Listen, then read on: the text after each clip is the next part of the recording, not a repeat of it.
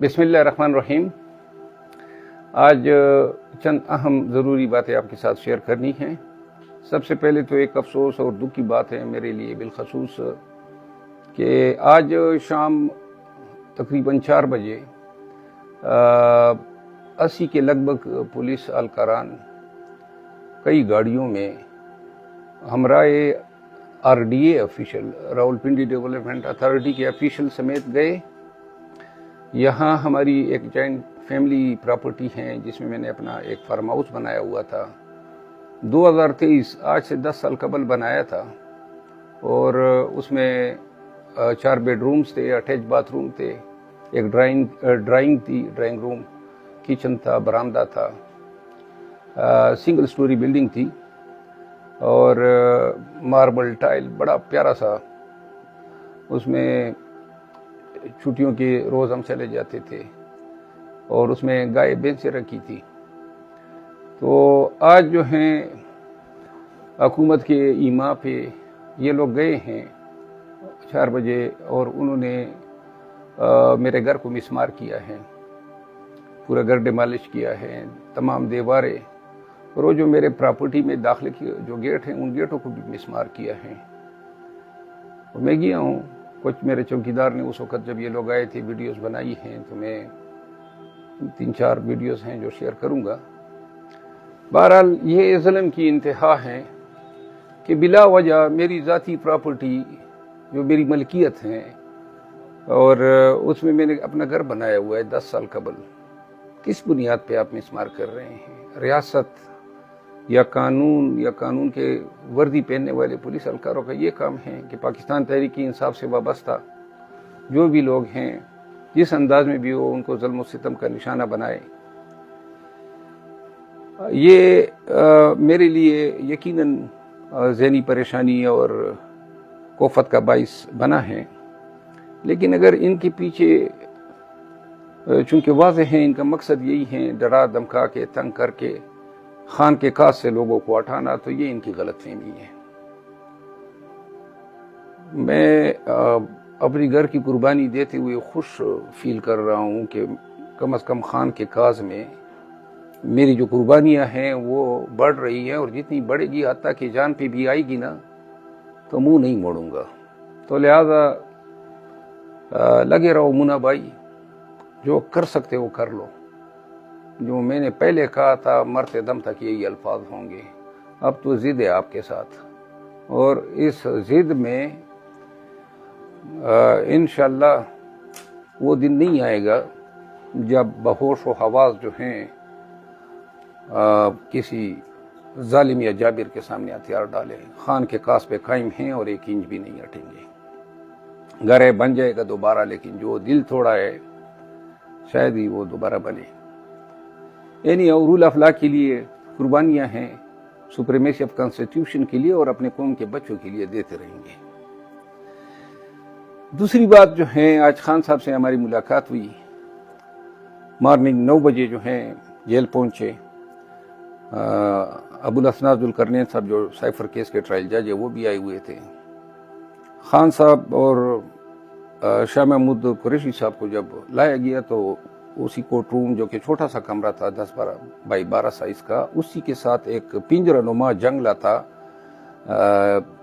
तंग सा और बदहियत सा, उसमें उनको खड़ा कर दिया गया। कोई बैठने की जगह भी नहीं थी, ना कोई कुर्सी वगैरह थी, जिस पर हमने शदीद एहतजाज किया और जज साहब को फिर उन दोनों को अदालत में बुलवाना पड़ा। अदालत आके खान साहब मेरे साथ ही बैठ गए और शाह महमूद साहब उन्हीं के साथ। इस दौरान खान साहब से बात भी हुई। अदालती अहवाल कुछ यूँ था कि जज साहब ताइया किए बैठे थे कि उन्होंने नकूल की कार्रवाई जो है वो तकमील तक पहुंचानी है। हमने 2 इतराज़ात किए। एक तो जेल ट्रायल खान साहब की हद तक नोटिफिकेशन हुआ है जिसको ऑलरेडी हमने चैलेंज किया है, फैसला मुतवक्के हैं। शाह महमूद कुरैशी साहब की हद तक कोई ऐसा नोटिफिकेशन नहीं था, लिहाजा उनके हवाले से ट्रायल जो है वो जेल में नहीं हो सकते थे। एक उज़र ये उठाया, दूसरा उज़र ये था कि अभी 1-2 दिन में हाई कोर्ट ने ये ऑर्डर करना है कि ये अबुल हसन जुल्करनैन साहब का अपना नोटिफिकेशन क्या लीगली जायज़ हैं और या आया ये जेल के अंदर ट्रायल हो सकते हैं। तो लिहाजा प्रोप्राइटी, जुडिशल प्रोप्राइटी का तकाजा था कि वो ہفتہ 10 دن کی ہمیں تاریخ دیتے، لیکن ان کو بڑی جلدی ہے، جس طرح ہمایوں دلاور صاحب کو جلدی تھی، اور انہوں نے جو ہیں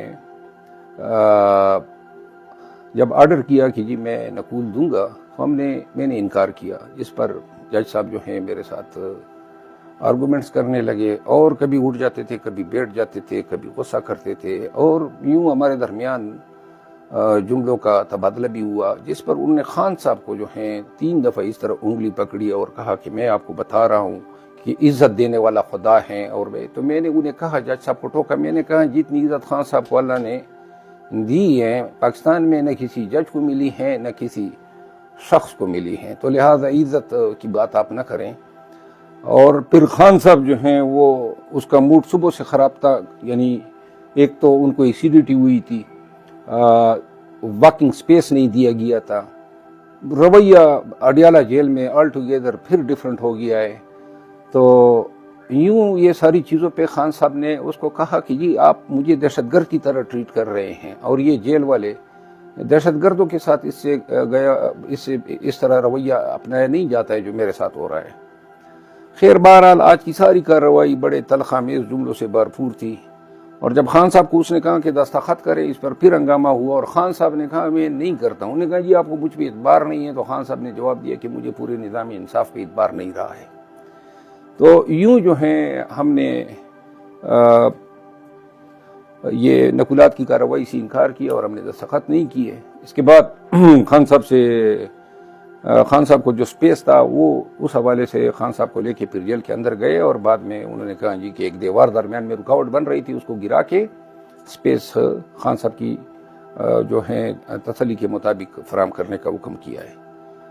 3 باتیں خان صاحب سے ہوئی جو انہوں نے زور دے کے کہا۔ ایک تو خان صاحب نواز شریف کی آمد کے حوالے سے کہہ رہے تھے کہ کیا یہ پورے عدالتی نظام کا مذاق اڑانا چاہتے ہیں کہ ایک مفرور کو پہلے سے جو ہیں پورے نظام کو داؤ پہ لگا کے، اور خصوصاً جسٹس سسٹم کو، کہ جی اس کے لیے راہ نکلی ہوئی ہے، پہلے سے وہ ان کے وزراء بالخصوص انٹیریئر منسٹر کہہ رہے ہیں کہ جی ہمیں گارنٹیز ملی ہوئی ہے۔